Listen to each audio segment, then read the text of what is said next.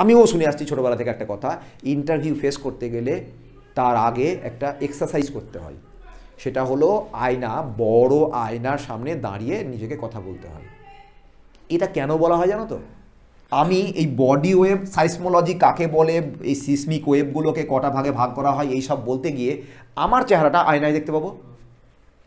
আর আয়নায় যখনই আমার চেহারা দেখবো তখন একটু ভাববো এই চুলটা একটু, এটা ভাববো। তার মানে আমি আয়নাতে যখনই আমাকে দেখছি তখন আমার ব্রেন এই দিক থেকে বেরিয়ে আয়নায় ঢুকে যাচ্ছে, তাই তো? এটাই তো স্বাভাবিক। এইবার তোমাকে কি করতে হবে? মনের ওপর প্রেশার ক্রিয়েট করতে হবে। তুমি এই এক্সারসাইজটা করার সময় সামনে আয়না, আর এদিকে হলো সাইসমোলজি, আর এদিকে হলো আয়না। আয়না বললে ভুল হবে, আয়নার মধ্যে দ্বিতীয় আমি, ওইদিকে দ্বিতীয় আমি আমাকে দেখছে, চাপের ব্যাপার। আমি যখন আমাকে দেখব তখন আমার সমস্ত বডি ল্যাঙ্গুয়েজ, আমার অ্যাটিটিউড, আমার কথা বলার যে ইমপ্রেশন, আমার যে স্টাইল, সেটা আমি আমাকে প্রত্যক্ষ করব।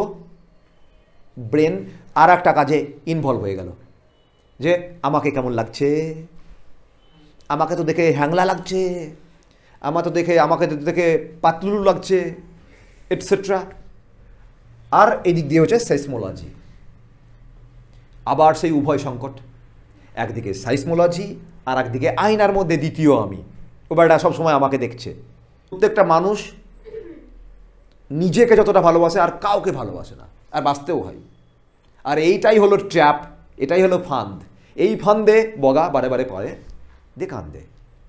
তো তুমি যখন ওই আয়নার সামনে দাঁড়াবে তখন বগা কি করবে? বগা ওই ফান্দে পড়ে যাবে, যে আমাকে কম লাগছে, দেখতে তো বেশ ভালো লাগছি আমি, বেশ তো দারুণ তো আমি। এটাতে কি হয়? তোমার মাথা যখনই আয়নার মধ্যে ওই দ্বিতীয় তোমাকে যখন দেখতে যাবে তখন ইগনোর করো যে দেখছি না। তখন তুমি ভাববে যে আয়নার সামনে কেউ নাই, আয়না আছে কিন্তু ভুতুরে আমি, আমার ছবি পড়ছে না। বা যদি সে দেখেও থাকে, ডোন্ট ম্যাটার। এই এক্সারসাইজটা করার জন্যই আয়নার সামনে দাঁড়িয়ে কথা বলতে হয়।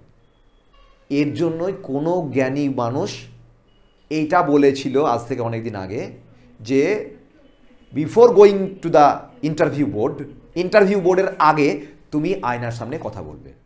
এর অর্থ